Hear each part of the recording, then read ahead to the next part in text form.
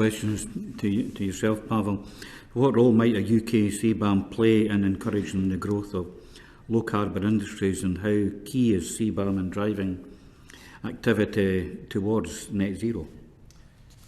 Thank you for the question. Maybe if I just do a little bit of background. One of the things that strikes me, and the reason why we as a company were so keen to supply information to this committee, is because we think there is a low-hanging fruit, and that is fertiliser as it impacts food systems. So if you look at emissions in the UK, 9% comes from agriculture. That's a pretty standard number around the world. If you look at the total end-to-end food systems, that's 24%. If you include water treatment, that's another 4 or 5. So we're talking about low-hanging fruit that's a quarter of the economy comfortably.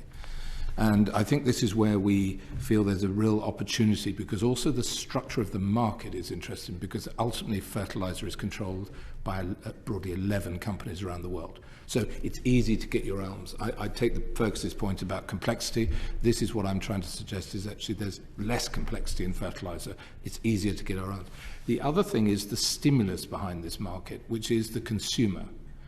The consumer is demanding, and this goes back to a report by Nielsen's, the big consultants, in 2018, that has been quoted to me 3 times by large food manufacturing companies independently, that in 2018, 81% of consumers would change their choice of product if it was easy to read and understand on the packaging, that the choice they made. So that is what's driving the big UK retailers, who are all talking to us about how to produce a net zero bag of carrots to go alongside the organic carrots, to go alongside the traditional ones.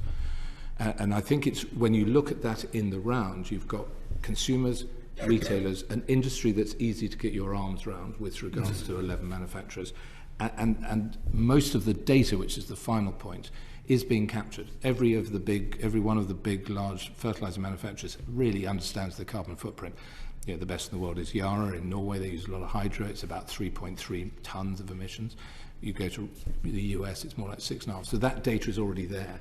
And for me, this is the key to this, is all about the data.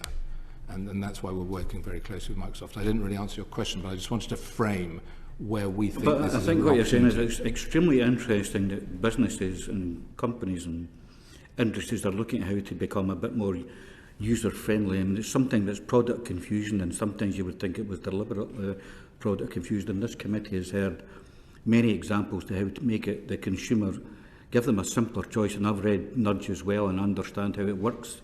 And if you go to buy anything at all, most things are coming from chemicals.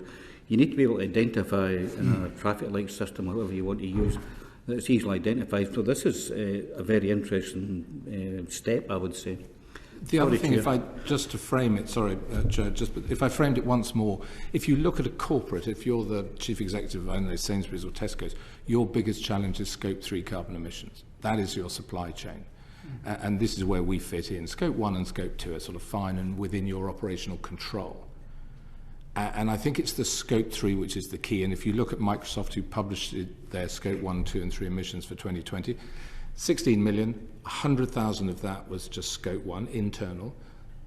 2.5, 3 million was Scope 2. 12 million was Scope 3.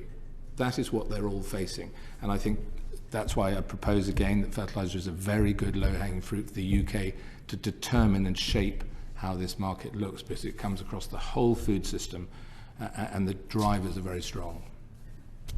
Thank you. Thank you very much.